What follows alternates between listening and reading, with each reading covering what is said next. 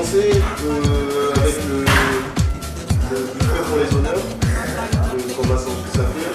Le principe, c'est qu'on nous présente, nous dise ce qu'il y a, le qui, quoi et comment, et ensuite on rentre dans la subjectivité de nos opinions. D'accord. Donc je vais vous présenter Buffet pour les honneurs, donc le premier tome. Donc c'est ce que je vous dis qui est intéressant, peut-être que vous donnerez envie de lire le tome 2 ou pas, mais j'espère que vous aurez envie. C'est le jeune auteur camerounais, donc Samba Saphir, et alors je crois que c'est pas son premier. Je sais pas, moi je pense que c'est le premier roman. Non, je pense pas que c'est son premier. En tout cas, elle décrit en fait des rencontres amoureuses entre des jeunes. Donc on est plutôt dans un contexte rwandais.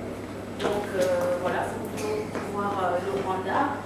Et elle décrit, comme je vous disais, des rencontres de jeunes de différents milieux. Donc il y a beaucoup ici une question religieuse, donc, parce qu'on parle d'un côté des musulmans et d'un côté chrétien. Donc vous imaginez un peu, même avec l'actualité récente, vous imaginez un musulman avec une chrétienne. Donc voilà, c'est ce type de problème que cet ouvrage traite.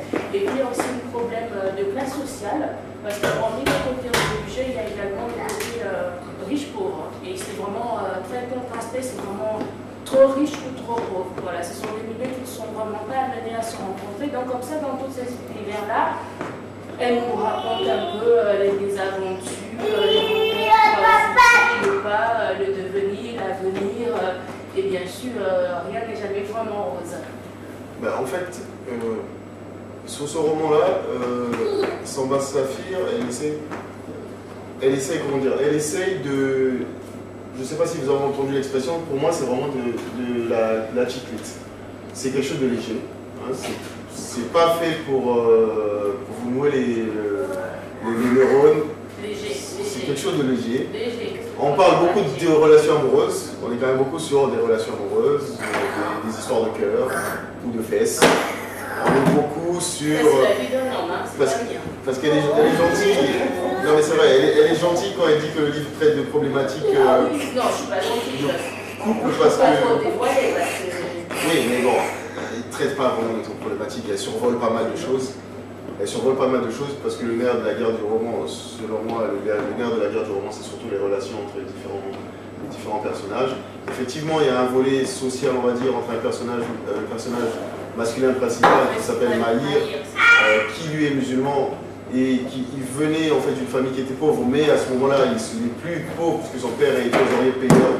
Donc, c'est quelqu'un qui est toujours considéré par la classe sociale, on va dire, parce que c'est vraiment des fils de gosses de riches hein, qui sont dans un milieu très aisé. Et lui, c'est un peu le cheveu qui vient là, qui n'aurait pas dû être là. Donc, il fréquente ces gens-là, c'est un nouveau riche, donc il est quand même toujours considéré, non seulement il est musulman, mais en plus, c'est un nouveau riche, donc il est toujours considéré comme étant quelqu'un qui est à l'écart. Et il est amoureux, et elle est amoureuse d'une fille qui est, elle, dans l'intelligentsia, BCBG. Et donc, évidemment, ça crée des contentieux avec une sœur qui... On considère qu'ils n'ont rien à faire ensemble. Donc, il y a tout un tas d'embryos qui est autour de ça. Samba Saphir, je pense que comme elle avait l'intention de faire un tome 2, elle commence par une histoire, bon, ça on peut le dire, où c'est une histoire de mariage forcé. D'une fille évidemment qui est amoureuse, qu'on sépare de son amoureux et on la force à épouser quelqu'un d'autre, donc qui est quelque chose de très noir. Ça commence en fait par quelque chose vraiment de très noir, parce qu'il faut savoir que ma premier mariage forcé, elle est répudiée parce que le jour de la nuit de noces, on se rend compte qu'elle est plus vierge. Donc scandale, répudiation, et on la marie alors qu'elle a 15 ans à quelqu'un qui a une quarantaine d'années. Ah oui, même plus que ça, et parce que c'est le seul qui va en vouloir.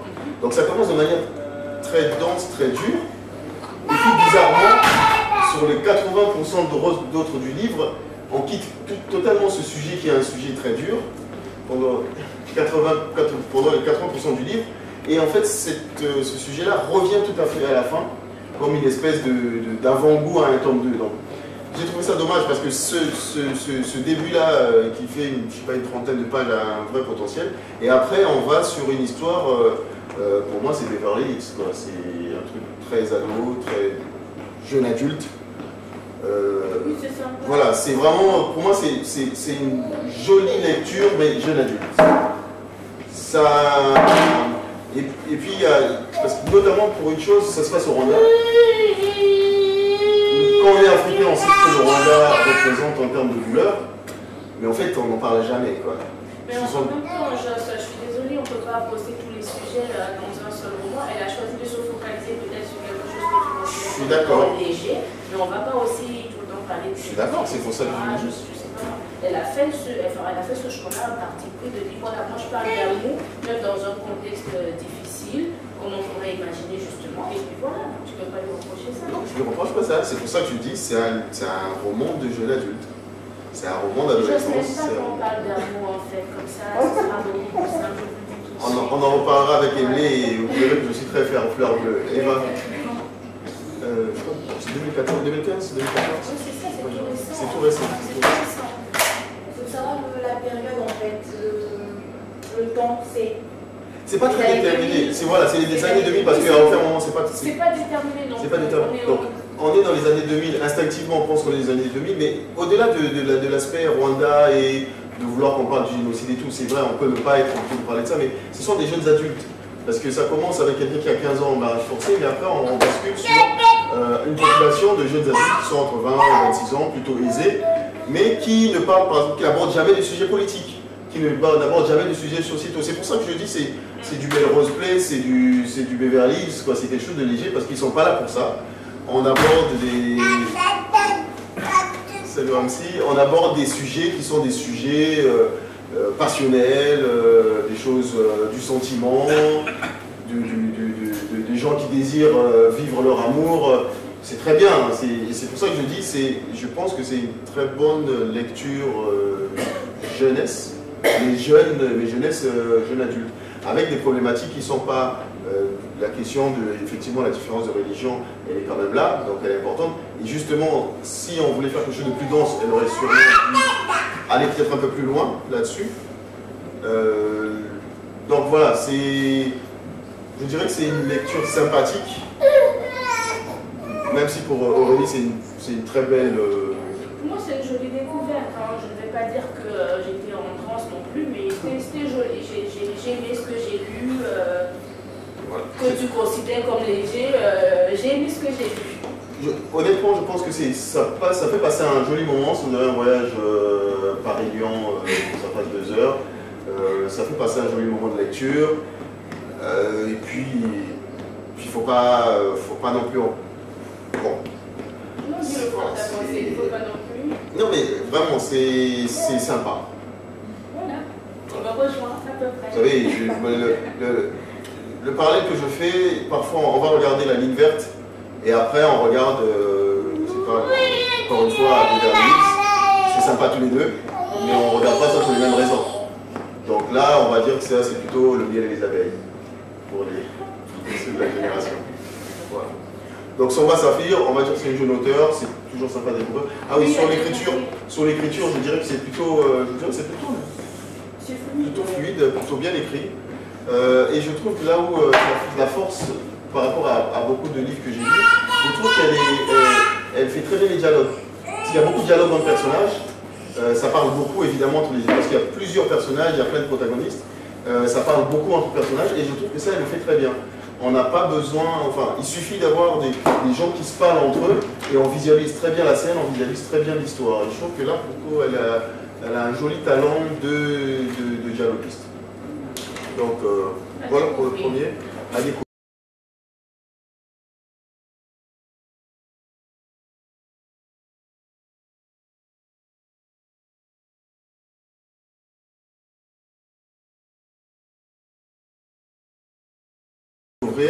Samba Saphir.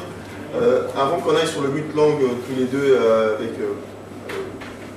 allez-y, entrez et puis installez-vous la place. Avant que l'on parle tous les deux du but langue, je vais vous parler rapidement d'eux. Parce que, encore une fois, j'étais censé en parler avec Grace, mais bon, vous allez devoir vous fier à moi. Pour l'amour de Claire Edwige Dantica. Edwige Dantica, donc auteure haïtienne, Pourquoi je commence par le fait de dire qu'elle est haïtienne? Parce qu'à chaque fois qu'on présentera un livre d'Haïti, tout à l'heure on parlera aussi de Ronald C. Paul, c'est que vous avez une garantie. Vous avez une garantie quand on parle d'Haïti, c'est en termes d'écriture. Vous avez une garantie, les auteurs haïtiens écrivent et écrivent très bien. Donc, déjà, quelle que soit l'histoire qu'il y a derrière, si ce que vous aimez, c'est vraiment la performance de style ou l'écriture, en général, les auteurs d'Haïti, ils sont très bons. Et Dantica, évidemment, ne déroge pas à la règle.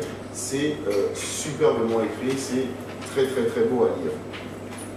Pour l'amour de Claire, c'est l'histoire d'une enfant de 7 ans, en fait, Claire, 7 ans, quand quand on la donne, en fait. Le roman commence au moment où son père veut la donner à une voisine. Vous devez savoir qu'à Haïti, il y a beaucoup de ce qu'on appelle les restes avec. Quand les parents n'arrivent plus à s'occuper des enfants, ils vont aller donner l'enfant à une famille plus aisée. Et là, le père se retrouve, donc elle est orpheline, la maman est décédée pendant qu'elle couche. Voilà, et donc pendant les 3 premières années, l'enfant a été envoyé dans une autre ville, c'est la sœur de la maman qui l'a élevé, mais à un moment, il fallait que le père récupère son enfant. Donc c'est un père qui éduque seul sa fille. Et au bout d'un moment, il n'y arrive plus. Il y a une voisine qui est la voisine qui a les sous. Il faut savoir que ça se passe dans un quartier très très très défavorisé. Il y a beaucoup de misère et financière et sociale. Et cette voisine-là, c'est celle qui a les moyens, qui a de l'argent. Et le roman commence par ce père qui veut donner sa fille à Madame Agnès. Ce qui est intéressant, c'est que Edwige Dantica, en partant de cette histoire-là, raconte le quartier, raconte l'histoire de ce coin-là, avec beaucoup de personnages parallèles, en fait, qui ont tous des liens les uns avec les autres. Madame Agnès, qui est censée acheter, enfin non pas acheter, censée récupérer Claire, on raconte son histoire, on va plus à fond son histoire de couple assez terrible. Le moindre personnage de ce quartier, Edwige Dantica, ne se contente pas de poser un personnage et de mettre plein de personnages. À chaque fois, elle creuse, elle va plus loin, elle explique le pourquoi du comment, et ça fait... Ce qui peut faire peur, c'est que c'est un peu foisonnant en termes de personnages, parce qu'il y a vraiment beaucoup, et parfois on a l'impression d'être un peu perdu. Mais en fait, elle ne se contente pas juste de balancer des personnages, elle va vraiment à chaque fois chercher le pourquoi du comment, pourquoi ils sont là, pourquoi ils en sont là. Et c'est assez tragique, et là aussi c'est un des points assez reconnaissables de la littérature haïtienne, c'est que la littérature haïtienne, c'est pas très souriant en général. Vous enlevez La Ferrière, je ne suis pas sûr que vous rigoliez beaucoup quand vous lisez les auteurs haïtiens, c'est toujours très très dense, c'est toujours très dur, c'est très bien écrit, et là c'est le cas. Le bémol que je mettrai à ce livre d'Edwige Dantica, c'est que sur la fin, en fait, elle se met dans la tête de la petite fille. Parce qu'à chaque fois, elle se met dans la tête des différents personnages, et sur la fin, elle se met dans la tête de Claire. Or, disons que j'ai un petit souci avec quand un auteur se met dans la tête d'un petit enfant, c'est que quand il veut être crédible, il est incompréhensible. Pourquoi? Parce qu'évidemment, on est dans la tête de l'enfant, donc c'est décousu. Soit on lui donne un langage trop clair et puis c'est pas très crédible parce que cet enfant ne devrait pas avoir ce langage-là. Soit c'est un peu, je crois qu'on l'a chroniqué ici quand on était là en janvier, un livre qui s'appelle Vauxhall, où tout le long du livre, sur quasiment 400 pages, c'est un enfant qui a entre 3 ans et 9 ans, et il faut faire un effort de rentrer dedans. C'est très crédible, et justement c'est fatigant. Et là c'est pareil, sur la fin, on est dans la tête de Claire qui, elle, voit les choses, donc on est dans ce moment-là où on essaie de la donner, elle fugue, elle voit des gens, elle voit des morts sur la plage, elle voit beaucoup de choses. Et sur la fin, honnêtement, c'est difficile à suivre. C'est très difficile à suivre, et c'est ça qui m'a un peu refroidi sur la fin. Je trouvais que c'était un peu confus. Mais tout le reste, les liens entre les différents personnages, autant le directeur de la radio Oreilles, elle s'appelle une animatrice qui est une espèce de psychanalyste qui écoute les histoires des gens et on se rend compte que derrière c'était quelqu'un, c'est une stripteaseuse et qui a fini là, on ne sait pas comment. Mais c'est très joli, c'est une très jolie lecture. Et celui-là, je le conseille avec le petit bémol où, moi, c'est vrai que sur la fin, j'ai eu un peu de mal. Mais après, il faut simplement accepter le fait qu'on soit dans la tête d'un enfant et qu'un enfant voit les choses sans les comprendre, donc ne les analyse pas. Et donc, on vous balance des images, on vous balance plein de choses, et vous avez parfois un peu de mal à les comprendre. Ça fait sens, mais il faut un peu se concentrer pour bien rentrer dedans. Donc, Edwige Danticat, Pour l'amour de Claire, il y a de l'écriture, il y a de l'histoire, il y a une histoire difficile, mais je ferai le lien avec le Cépol, le Ronald Cépol, que je n'ai pas là, il va falloir vous imaginer la couverture. Mais de toute façon, le Ronald Cépol, c'est du glacé, donc c'est jaune. Ça va être difficile d'imaginer. Mais avant ça, ce serait bien qu'on parle du Mutland. Mais tu recommandes celui-là ou pas? Oui, celui-là, bien sûr, je le recommande. Hein. Encore une fois, je vous dis, en général, Haïti, jusqu'à présent, chaque fois qu'on a chroniqué des auteurs haïtiens, enfin moi, j'ai jamais été déçu. J'aimerais bien qu'on me propose un auteur haïtien qui écrive très mal. Parce que ça remonterait un peu mon moral du Congolais. On a l'impression qu'au Congo, il y a beaucoup d'auteurs. On a l'impression qu'on a beaucoup de grands auteurs au Congo, mais quand on compare à Haïti, c'est un peu. Ça fait un petit pincement. Donc, recommandé évidemment celui-là.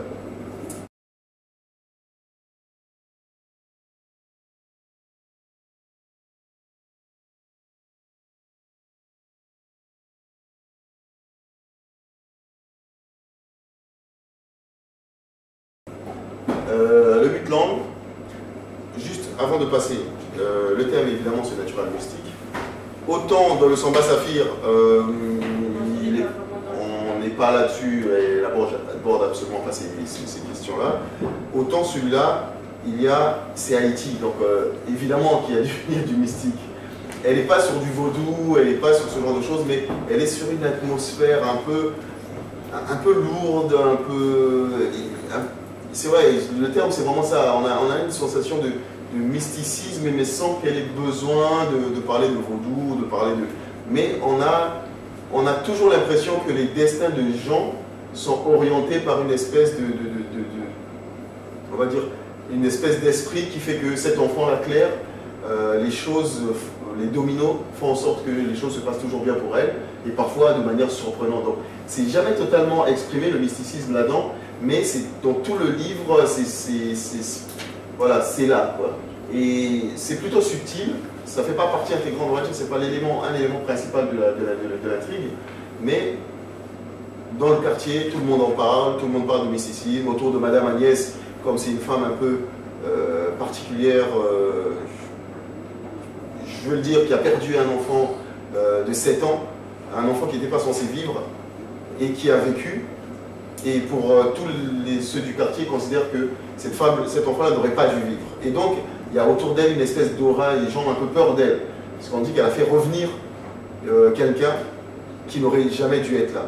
Pareil pour la petite de 7 ans, sa mère est décédée, et elle est sortie du ventre de sa mère une fois que sa mère était décédée. Donc autour d'elle, il y a quelque chose qui a une sorte de peur autour d'elle, autour des gens, parce que c'est pas quelqu'un qui est quelqu'un qui est revenu de la mort. Donc le mysticisme est là, même si c'est pas le cœur central de l'histoire. Par contre, le Mutland, là on est dedans. Vas-y, parle-en quand même si tu l'as pas. Donc je vais vous présenter Ceux qui sortent dans la nuit de Mutland. Donc c'est son premier roman, c'est un jeune auteur camerounais. Donc comme je vous disais, le Cameroun vient plein de voilà notre star du jour. Aujourd'hui, elle est. Bien sûr.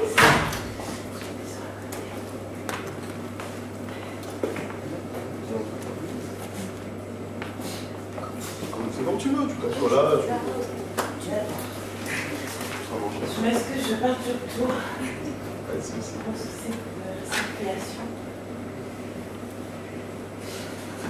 Donc, pour continuer dans les romans, je vous parlais de Ceux qui sortent dans la nuit, donc, qui est un roman de Mutland, et c'est son premier roman en tant qu'auteur. Ce livre nous parle bien évidemment, alors là je crois qu'ils sont passionnés de sorcellerie africaine, hein, et plus précisément on est au Cameroun, dans la tribu Bassa, donc, où on les appelle Ewusu, donc ceux qui sortent la nuit, donc ils ont la capacité comme ça de sortir de leur corps, de faire voyager leur âme, voilà. Pour les adeptes de science-fiction, ce sont des voyages astrales. Les livres de science-fiction, donc dans la nuit, quand on dort, on a la capacité de sortir de soi un être astral et d'aller comme ça se balader. Et donc il y a des groupuscules comme ça, et les gens, ce sont des initiés qui ont ce pouvoir-là, la nuit, de sortir d'eux-mêmes. Ils sont initiés tout gamins et ils forment des clans comme ça, des gens qui sont capables de sortir d'eux-mêmes et d'aller régler quelques comptes, tout simplement ils font un peu tout, quoi. Voilà, ils sont censés de réguler la vie finalement réelle en fait. Hein. Ils prennent des décisions dans la nuit et ils mènent des actions qui font forcément un impact dans la vie réelle. Quand il y a des soucis dans la communauté, on va dire, bien sûr, officiellement, publiquement, il y a les anciens de la communauté qui vont discuter de certaines choses, mais eux, la nuit, ça forme une espèce de supra-communauté qui vont discuter d'un certain nombre de choses, et s'ils considèrent qu'il y a des éléments qui peuvent perturber la communauté, on va dire une querelle entre deux familles, pour une question de mariage qui n'est pas acceptée, ben, ils vont décider que pour régler la querelle, on va éliminer les deux amants. Comme ça règle le problème. Les deux familles vont pleurer leur mort, mais ça va éviter les conflits qui durent de génération en génération, parce que ils vont décider qu'il vaut mieux perdre ces deux-là plutôt que de rentrer dans une espèce de conflit entre deux familles puissantes qui peut générer beaucoup plus de dégâts dans la communauté. Et donc c'est eux qui vont décider la nuit. Et donc dans la nuit, ils vont faire en sorte d'aller, chez nous on dit, ils vont aller manger ces gens-là, ils vont faire en sorte de les éliminer. Donc ce sont un peu les gardiens du temple. Mais en même temps, évidemment, il y a aussi des choses mesquines, bien sûr. Il y a des gens qui ont des vengeances à prendre, des revanches à prendre et tout. Mais ils ont une espèce de communauté. Voilà, donc, alors moi j'ai eu deux lectures de ce roman, 2 en 1, hein, c'est bizarre, parce que vraiment tout au début, jusqu'à la moitié du livre, on est vraiment en plein dans le thème, mais vraiment on parle de mysticisme, de sorcellerie, de l'initiation, des rites, comment ça se passe, quelle période, et on nous dit en fait à chaque fois qu'on administre une potion, si je peux dire ainsi, qu'est-ce que cela produit en fait. Il faut être, par exemple, qu'on est Ewusu, avoir la possibilité de voir des choses la nuit et ne pas en parler la journée en fait. Donc, et comme ça, on doit vous administrer certaines potions qui font que vous respectez chacune de ces étapes. Sauf que dans ce roman, l'histoire de la petite fille, qui est à l'origine finalement de ce roman, la dernière étape, dont la dernière potion n'a pas marché. Ce qui fait que tout ce qu'elle faisait la nuit, elle en parlait en journée. Donc, et ça, c'est le tabou ultime. Ouais. Parce que sur les 9 potions, la dernière est censée être celle qui vous n'arrivez pas à en parler. Même si vous vouliez, vous n'arrivez pas à en parler. Comme ils initient vraiment des très jeunes enfants, ces enfants-là n'en parlent pas. Le problème, c'est que la petite, elle a 7 ans. Et sa grand-mère qui l'a initiée se rend compte qu'elle parle. Donc si la nuit, elle était tombée, elle s'était égratignée le bras, on lui pose la question, à son école, je suis tombée de l'arbre. Et tout le monde sait que l'arbre, c'est un baobab qui est tout au sommet et que c'est pas possible. Mais la nuit, elle, son corps astral était là-haut. Puis là, et le problème, c'est que la grand-mère, elle est évidemment effrayée. Mais comment ça se fait que sa potion n'ait pas marché? Mais d'autres Ewusu, si les autres Ewusu se rendent compte qu'il y a quelqu'un qui parle, on l'élimine évidemment, parce que c'est pas possible, c'est un tabou ultime. Et donc cette première partie-là, elle est vraiment sur elle est sur, en fait, c'est démarre au moment où cette grand-mère essaie de camoufler ça. En fait, c'est le décès de la petite. Le décès de la petite. Et son frère. On a parlé à son frère. Juste avant de mourir, elle son frère. Et c'est ma grand-mère. Voilà, c'est ma grand-mère qui est à l'origine de tout ça. Et du coup, lui, il va voir. Il veut essayer de venger sa sœur, et donc elle lui raconte un peu tout ça. Et effectivement, cette première partie, on est vraiment dans le fonctionnement d'une société secrète, avec leurs tabous, leurs rites, comment ça se passe, comment on initie aux gens, les gens parfois aller en expédition, et comment les territoires sont protégés. Hein. Les Ewusu de ce village-là ne vont pas aller faire n'importe quoi dans un autre village, ou quand quelqu'un se déplace. Oui, les territoires sont bien déliés. Voilà. Si je vais en vacances, je ne sais pas, à Orléans, et qu'il y a des Ewusu là-bas, je dois me présenter pour éviter de me faire, donc leur dire que je vis en paix, donc la nuit. Donc c'est vraiment très très très très détaillé. Et ensuite, on passe dans une seconde partie que Aurélie a moins aimée, que moi, en fait, j'ai encore plus aimé. Parce que là, par contre, je trouve ça tiré par... Exactement, en fait, la deuxième partie, moi j'ai encore plus aimé. Pourquoi? Parce que la deuxième partie, on n'est plus sur du mysticisme réellement, mais sur du fantastique, on est sur la science-fiction. Parce que le principe qu'il utilise, Moutlang, c'est de dire, bon, en fait, il prend une espèce d'original, c'est un Ewusu, mais c'est un original, un scientifique, quelqu'un qui a tenté plein d'expériences, parce qu'évidemment, chaque Ewusu a une puissance différente, et lui, c'est l'Ewusu qui pousse sa capacité, son pouvoir le plus loin possible, à tenter des choses, à sortir de son corps la journée, par exemple, alors que ce ne serait pas possible, à montrer de lui une image plus jeune. Donc c'est quelqu'un c'est un peu un original, une espèce de Jiro trouve tout, qui a décidé, qui a son discours, il dit, attendez, ça fait des siècles et des siècles qu'on a ce pouvoir-là, qu'on se le passe, et puis concrètement, on n'a pas d'impact réel sur la société dans sa globalité. On fait des petites choses, on fait des petits massacres de temps en temps, on élimine des petits peu, mais on n'a pas d'impact. Enfin, quel pourrait être le côté positif. Exactement, il parle, il dit voilà, il y a eu des colons qui sont venus, il y a eu des gens qui nous ont occupés, et que concrètement, même avec notre pouvoir, on n'en a rien fait. Donc il faut qu'on arrive à utiliser ce pouvoir-là pour avoir un vrai impact sur l'Afrique. Et donc ils font plein d'expérimentations, et ils se rendent compte qu'ils ont la capacité d'atteindre une espèce de pouvoir ultime, et ce pouvoir ultime-là, voilà, il y a un Ewusu dans l'histoire, il y a un seul Ewusu dans l'histoire qui a réussi à avoir cette technique-là, cette espèce de pouvoir ultime, et il faut qu'ils apprennent de cet Ewusu-là comment il avait réussi à faire. Et là, le seul moyen, c'est de remonter dans le temps. Et lui, en tant qu'Ewusu, et avec son pouvoir, il a réussi à trouver la façon de remonter dans le temps. Donc ils expliquent la technique, on creuse une tombe, on doit sortir son corps astral. Donc, et là, on est vraiment là pour le coup dans Retour vers le futur, hein, on est plus dans de la science-fiction. Mais moi, ça faisait sens parce qu'on est sur quelqu'un qui se projette, qui ne se contente pas de dire que les sociétés secrètes, c'est comme ça que ça se passe, il s'est documenté chez les Bassa, les rites Bassa et tout. Et après, sur la deuxième partie, je trouve qu'il fait son rôle de romancier, de fictionniste, de dire, bah, avec ça, qu'est-ce qu'on peut faire? Et la deuxième partie bascule sur un roman d'action. Science-fiction d'action, exactement. Où un des personnages, donc le frère qui voulait se venger, au final est intégré dans la société secrète et doit servir de cobaye, sinon on le zigouille, pour aller dans le passé, aller apprendre la technique. Et il se retrouve dans le passé, un peu à la Terminator, hein, il apparaît nu au plein milieu de la forêt, et là il découvre, lui, sa société Bassa, de son village, 300 ans avant. Et il arrive dans ces sociétés, évidemment, il ne faut pas qu'il parle. Il ne faut pas qu'on sache qu'il vient du futur. Et puis les Ewusu de ce temps-là aussi sont là. Donc, et honnêtement, moi, cette partie-là, moi, m'a enchanté parce qu'on est vraiment sur un travail, pour moi, on est vraiment sur un travail de romancier qui pousse son imagination un peu plus loin, qui dit, ben voilà, ce qu'on pourrait faire, voilà comment ça fonctionnait dans les mêmes sociétés, mais 300 ans avant. Et évidemment, comme dans tout grand roman de science-fiction, il y a une espèce... L'ancêtre qu'ils sont allés voir, c'est l'ancêtre hyper puissant. Donc c'est vraiment une espèce de... Je sais pas moi... je pourrais comparer ça à Sauron, vous savez, dans Le Seigneur des Anneaux.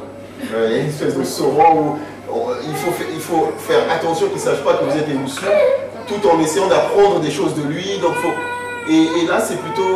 je trouve que c'est plutôt intéressant. Après, si on n'aime pas la science-fiction ou le fantastique, parce que là on est vraiment sur la projection, on aura peut-être un peu de mal avec cette deuxième partie-là, mais moi j'ai adoré cette partie-là, cette deuxième partie-là. Moi c'est là qui m'a complètement perdue, comme je disais, parce qu'après j'ai pas adhéré, et puis, enfin, excuse-moi, comme je disais, passer du décès de la petite fille, on parle vraiment des rites, qu'est-ce qui se passe? Je remonte le temps, je vais refaire le monde. Justement, il ne s'est pas contenté de rester là. Moi je trouve que ça a été très original. La démarche était très originale de partir d'un roman où la première page on est vraiment sur du mysticisme et on apprend plein de choses hein, sur les rites Bassa, c'est vraiment très intéressant. Et de passer sur une chose, moi je dirais que la première partie ça me donnait une impression, c'est très bien, hein, mais ça me donnait une impression de déjà lu en littérature, en tout cas dans la littérature africaine. Hein, et alors que la deuxième partie, c'était vraiment pour moi c'est quelque chose que je n'avais pas lu.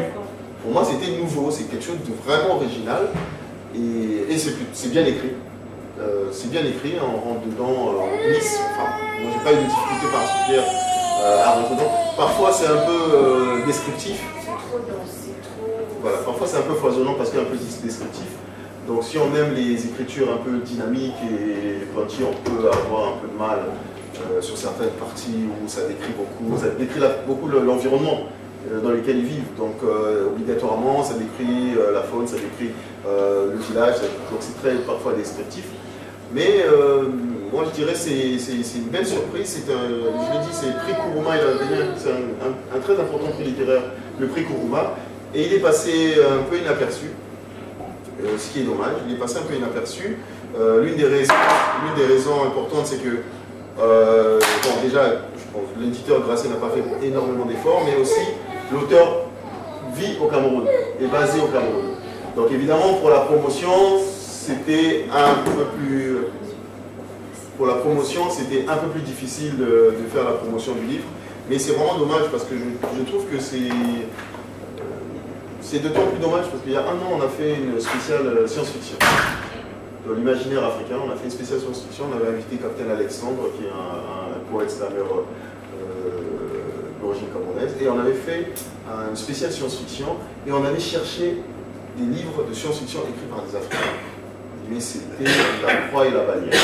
C'est un genre dans lequel l'Afrique n'est pas. On avait réussi à trouver, je me rappelle, Lady Okafor, qui est nigériane, Lauren Bux, qui est sud-africaine, Momi Bonze, qui est un Congolais qui a fait en auto-édition des choses qui sont plutôt proches de l'heroic fantasy. Mais au-delà de ça, c'est plutôt des auteurs occidentaux qui inscrivent dans leur œuvre des territoires africains. Et des auteurs africains qui se soient emparés du genre imaginaire, science-fiction, honnêtement, on n'en a pas réussi à en trouver. Alors que celui-là, on est vraiment, pour moi, dans l'imaginaire et dans la science-fiction. Moi, vraiment, je vous recommande.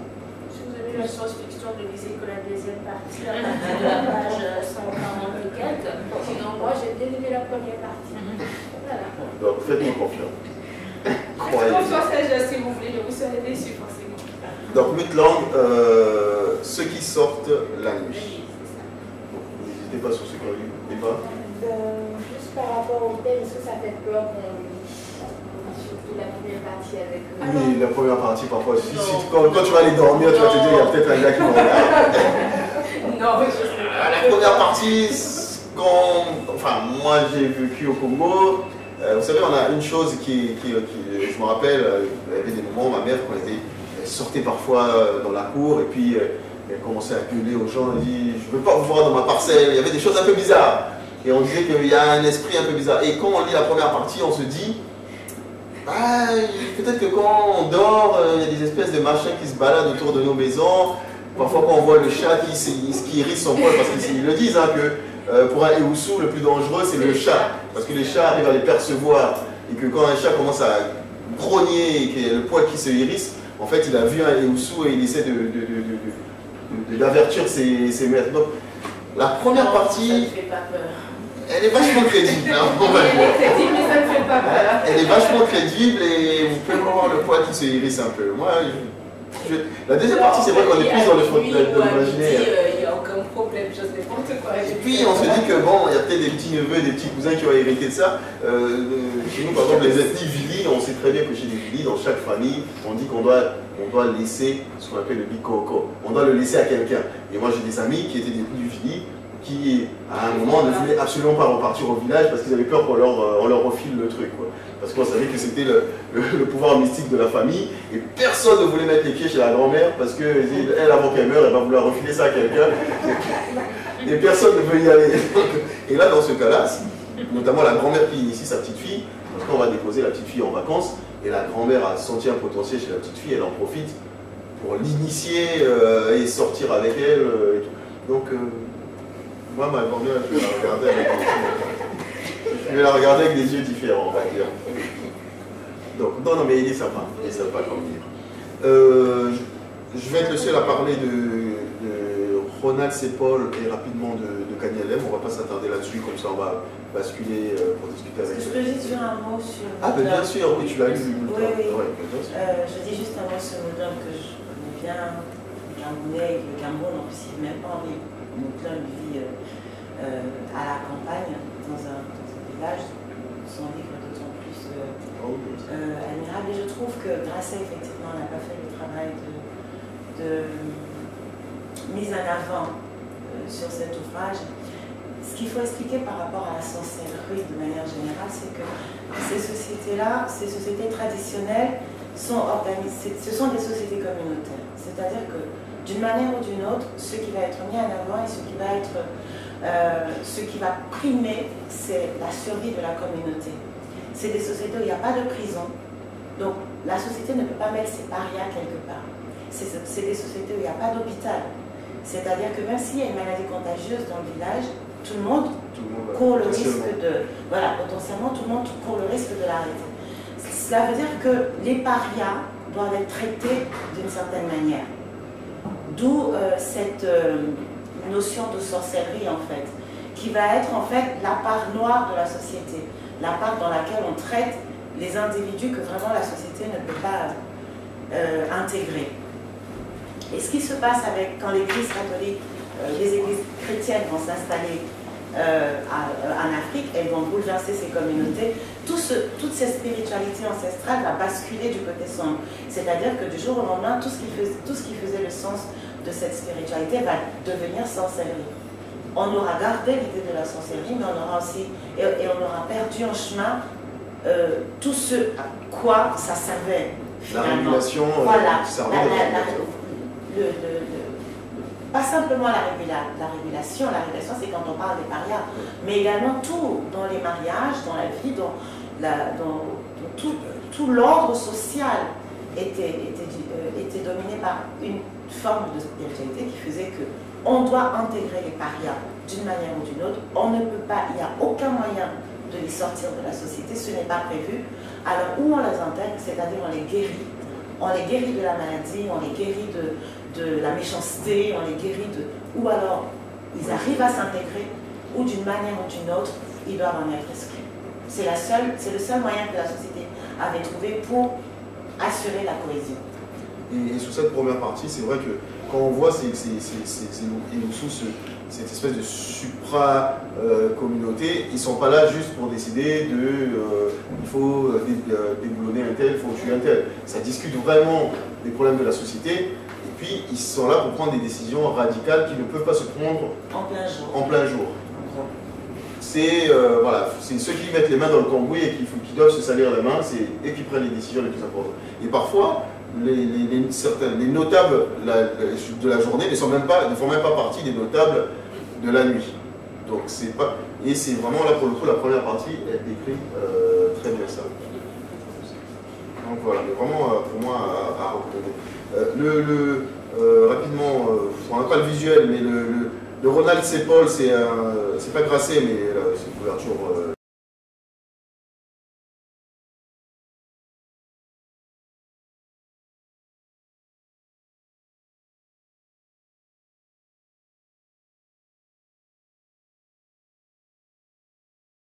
Aussi jaune que celle-là, donc ça vous dira rien. Par contre, le livre de Kanye Lem a une très jolie couverture, La légende de l'assassin. C'est dommage, publié chez la Caisse. C'est dommage que, comme on a une chroniqueuse qui n'est pas là, c'est elle qui a les livres, Grace. La légende de l'assassin, oui, Grace n'a pas aimé. Quand tu me diras ce qu'elles nous ont dit, elle a envoyé son petit message. La légende de l'assassin, donc c'est Kanye Lem. Kanye Lem, c'est un auteur du Togo, qui est un auteur du Togo. Je confonds Bénin parce qu'il a écrit notamment un livre qui s'appelle Esclave, qui est une espèce d'épopée extraordinaire, qui raconte le départ d'un... Je fais juste une parenthèse avant d'entrer dans la légende de l'assassin. En fait, dans Esclave, ça raconte donc le départ d'un groupe d'esclaves qui sont envoyés sur l'île de Bahia. En fait, donc, qui échouent sur l'île de Bahia parce qu'au départ, c'est pas leur destination principale. Dans le lot d'esclaves qu'on prend, il y a un prêtre vaudou qui, dans le bateau, lance une malédiction contre le bateau et au lieu d'aller vers les Amériques, le bateau échoue et il se retrouve sur l'île de Bahia. Donc déjà, cette première partie qui parle de la société avec le roi Adédonzan qui à l'époque ce qui est très intéressant parce que c'est un roi qui refuse, qui a des rapports avec le Portugal, le roi du Portugal et tout, et qui non pas refuse l'esclavage, parce qu'il est dans une société où lui-même a des esclaves, mais qui refuse la traite. Donc quand les Portugais viennent négocier avec lui pour avoir des hommes pour les envoyer, il leur dit, bah, si vous voulez faire travailler des gens, faites-les travailler ici, je ne vois pas pourquoi je vous donnerai, moi, mes serviteurs ou mes esclaves. Donc pendant tout le temps que Adédozan est là, il refuse absolument le commerce triangulaire. Donc il y a des escarmouches avec les Portugais, et il y a on va dire un administrateur portugais qui s'allie avec le cousin d'Adédozan pour faire sauter le roi. Donc ça c'est intrigue classique dans une cour royale où il y a quelqu'un qui vient prendre le pouvoir. Et ce roi-là, lui, fait des accords avec Chacha, donc qui est ce portugais-là, et qui lui commence à exporter ses esclaves d'abord. Il commence à les envoyer, ils font du commerce, il commence à faire du business. Et donc c'est Adédozan, une fois qu'il est écarté, il y a ce nouveau roi-là qui collabore et qui fait du business des esclaves. Et ce prêtre vaudou se retrouve dans ce micmac-là, il se retrouve à être envoyé en esclavage, alors que c'est normalement quelqu'un qui est censé être un notable. Et il se retrouve dans le bateau. Il fait une espèce de malédiction sur le bateau, et le bateau, au lieu d'aller vers l'Amérique du Nord, se retrouve sur l'île de Bahia. Et là, on bascule dans un... Donc, autant dans la première partie, on est sur des intrigues de cour, sur du complot, on est... je sais pas, on est... comment ça s'appelle la série, on est dans les rois maudits. Voilà. Donc dans cette première partie, on est dans les rois maudits. Autant dans la deuxième partie, en fait, il nous raconte comment se fomente, c'est historique, hein, c'est l'une des plus grandes rébellions d'esclaves qu'il y ait eu sur l'île de Bahia, qui a été une énorme rébellion, et là pour le coup, Kani Alem avait fait des énormes recherches là-dessus, et il a décrit en fait, grâce au fait qu'il y avait un grand nombre d'esclaves qui étaient des musulmans qui savaient écrire l'arabe, ils ont fomenté un coup qui a fait que c'était l'une des plus grandes rébellions sur l'île de Bahia. Et ça aussi c'est super intéressant, on voit comment c'est fait. Et il y a une troisième partie, où parce que c'était tellement le désordre, qu'est-ce qu'ils font donc les esclavagistes, les Portugais, ils renvoient en fait les plus têtus sur le continent africain, et un peu comme on a créé le Libéria, en fait on renvoie tous ces anciens esclaves qui reviennent sur la côte dahomeyenne et qui s'appellent les Afro-Brésiliens. Voilà, et il explique en fait, il raconte l'histoire des Afro-Brésiliens et qui, dans certains d'entre eux, deviennent eux-mêmes esclavagistes.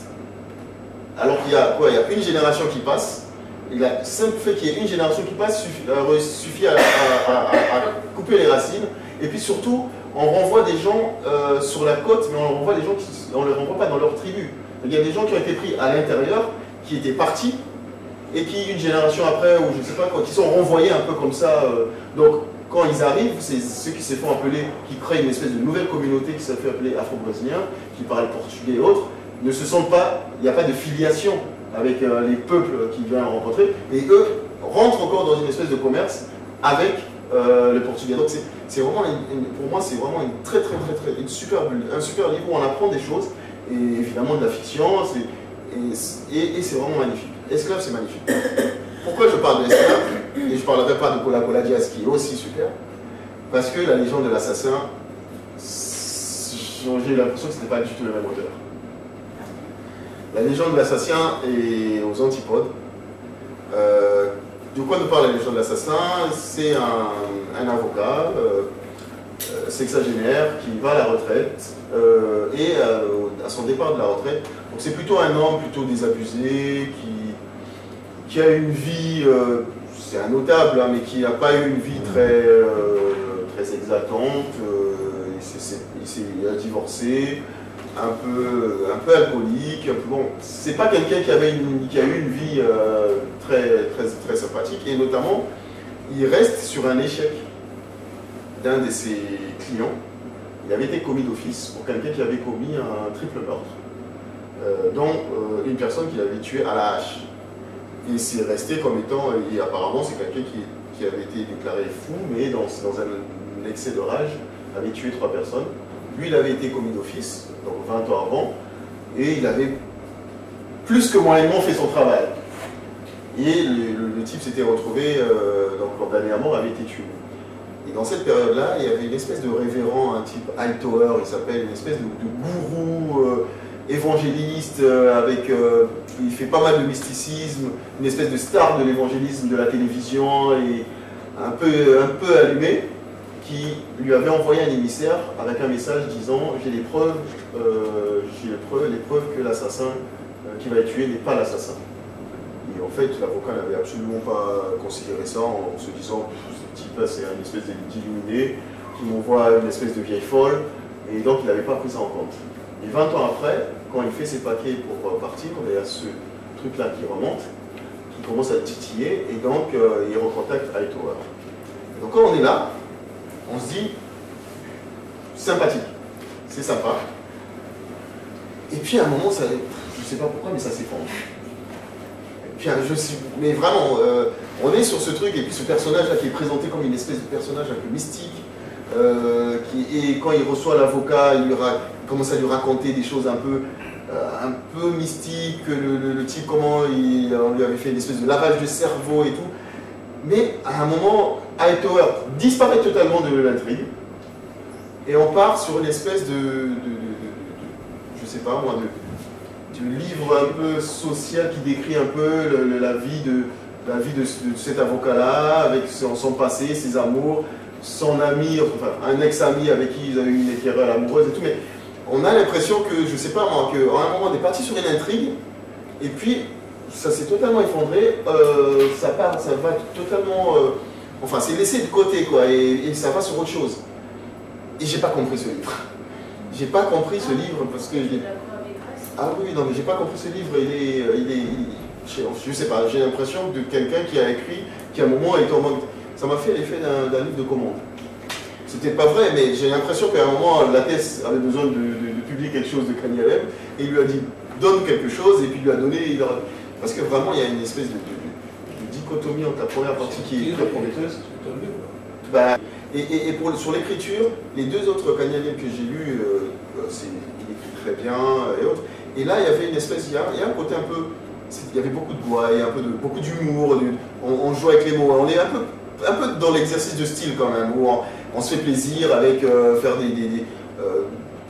le beau mot pour le beau mot, et je sais pas, autant, ça m'a fait penser un peu à Otiemi, Janis Otiemi, par certains moments où on est sur la langue, jouer avec la langue, jouer avec les mots, et au final, je sais pas, mais ce livre, je suis passé totalement à côté.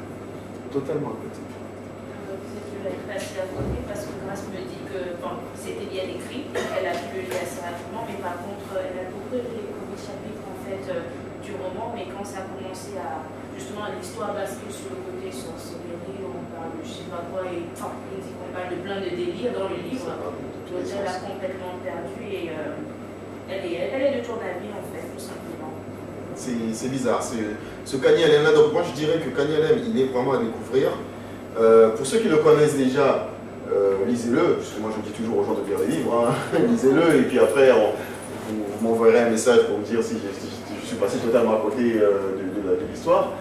Et puis pour ceux qui ne connaissent pas Kanye Alem, honnêtement, si vous voulez le découvrir, il y a Kola Kola Jazz qui est superbe, et Esclave, le livre Esclave, qui est sorti je crois en 2009. Qui est vraiment excellent. En plus, Kola Kola Jazz, je crois qu'il est compris d'Afrique noire aussi. C'est un livre que tu écris sur l'Afrique ou sur différents pays. Kola Kola Jazz, c'est sur un. Pas du tout. Kanye Alem, il est togolais, et Kola Kola Jazz, pareil. Kola Kola Jazz, c'est plutôt l'histoire c'est une fille qui revient redécouvrir son père, en fait. C'est une métisse que son père avait abandonné, et un jour reçoit un message de son père qui dit viens, on a besoin de toi. Pardon? Bah, normalement, on peut le commander dans n'importe quel libraire, normalement, on doit pouvoir. Normalement, les libraires, ils sont très souples à ce niveau-là.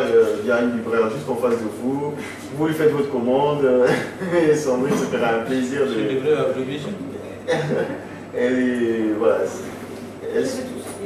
Bah voilà, elle les a tous. Vous allez à la Fnac Châtelet, c'est elle qui s'occupe de tout ça. Et elle a tous les romans qui passent. Donc c'est très bien. Vous allez les voir. Et Kanye Alem, honnêtement, Kola Kola Jazz et Esclave, si vous ne le connaissez pas, ils sont vraiment super livres. La légende de l'assassin, je pense qu'il vaut mieux que ce soit quelqu'un qui connaît déjà l'auteur, qui a déjà lu. Parce que sinon, vous risquez d'être perdu. Et ça parle de tout, quoi. Ça parle d'Afrique, ça parle de... Ah oui, ça parle de... ça parle d'Afrique, quoique là, dans la légende de l'assassin, le principe, c'est pas vraiment spécialement l'Afrique. Bah là, pour espionner, hein, c'est là pour savoir aussi. Hein. Oui, non, mais vous avez raison de poser vos questions, mais en fait, la légende de l'assassin, on s'en fiche un peu que ce soit de l'Afrique, parce que l'intrigue en elle-même, ça aurait pu se passer, je sais pas, ailleurs, et même dans un vieux village français où on parlait encore de... Le mysticisme, c'est partout, hein, donc... Autant esclave, évidemment, et ça a une géographie. Et village d'Afrique aussi, hein, c'est intéressant. Je suis d'accord, mais bon, c'est passer plutôt sur... juste avant de passer rapidement, deux mots sur le Ronald Sepol que j'ai.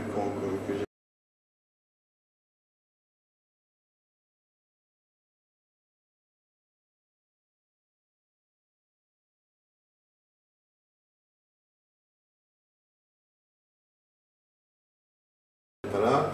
Le Ronald Sepol, c'est les enfants du cyclone. Et c'est dommage que j'ai personne avec qui discuter de ça parce qu'il est vraiment super. Prix Étiophile 2015, Ronald Sepol. Cherchez-le. Il est haïtien, et comme j'ai dit dès le départ, les auteurs haïtiens, la garantie, c'est l'écriture. Ça écrit très bien. Et ce qu'il a, je trouve, de différent des autres auteurs haïtiens que j'ai lus, c'est qu'il raconte une histoire dure, parce que ce sont l'histoire des jumeaux qui se retrouvent orphelins, parce qu'ils ont perdu leur maman et perdent le père, et puis ça part un peu dans tous les sens. C'est une histoire dure, c'est une histoire de filiation, une histoire de jumeaux qui sont séparés et après qui se cherchent, tout au long du livre en fait, qui se cherchent. Et évidemment, beaucoup de... cette relation un peu mystique qui est entre les jumeaux qui est très très bien exploitée. Et puis surtout, ce sont des jumeaux qui sont nés un jour d'orage, un jour de cyclone, et donc et le cyclone est un peu leur totem. C'est une histoire très dure, mais l'avantage avec l'écriture de Paul, déjà, elle est très poétique. De Ronald Sepol, elle est très poétique, et puis elle a une espèce de légèreté qui fait que les histoires qu'il raconte ne vous plombent pas. L'histoire, elle est dure, mais l'écriture, la poésie de l'écriture, ça donne une espèce d'éclat, une espèce de quelque chose de léger, qui fait que vraiment c'est magnifique à lire, et on n'est pas plombé par le côté sombre de l'histoire, qui est une histoire assez dure. Et lisez-le, ne fût-ce que pour l'image de fin. À la fin du livre, il y a une image mais tellement cinématographique, dire, vous êtes dans une espèce, il y a un orage, un énorme orage avec des éclairs partout, des jumeaux qui sont sur une moto qui vrombit, qui pétarade. Donc les jumeaux, ils se ressemblent, et puis en face d'eux, il y a une espèce de je sais pas, de brute armée qui pointe son arme vers les jumeaux, et tout ça dans une espèce de quelque chose de cataclysmique. Mais l'image de fin, c'est cette image-là que j'ai vraiment très cinématographique. Et il réussit à mettre ça dans la tête des gens, Ronald Sepol. Il a eu justement le prix Étiophile, et honnêtement, il est très très bien. Et c'est dommage qu'on n'est pas là, et c'est dommage que là c'est Essier qui devait venir, avec nous qui devait le lire. Mais honnêtement, si vous pouviez le trouver, le Ronald Sepol, il m'avait impressionné. Ronald Sepol, Ronald Sepol. Je le sais, je ne sais pas pourquoi, c'est Ronald Sepol. Mais essayez de le trouver, les enfants des cyclones, livre magnifique. On le trouve. Pareil, je pense qu'il y a un partenaire, libraire partenaire, il suffit de commander. On retrouve la présence africaine, non? Je sais pas. Armata, ou je sais pas. Oui, je pense. Ça dépend dans n'importe quel libraire, on doit pouvoir le commander, oui. Sans aucun problème. On va pas faire traîner trop Emily, on va parler d'elle et de ses livres. Donc, cette première partie, c'est juste pour vous raconter nos lectures du mois. En vous donnant l'envie d'aller les lire, mais surtout en vous donnant l'envie d'aller d'échanger un peu plus avec nous. Vous savez, on a une page Facebook et un groupe Facebook sur lequel vous pouvez envoyer vos impressions de lecture. Une fois que vous avez lu, dire Joss, tu étais totalement dans les choux, je suis en ligne avec toi, et nous proposer aussi évidemment des lectures qui correspondraient à des thèmes. N'hésitez pas.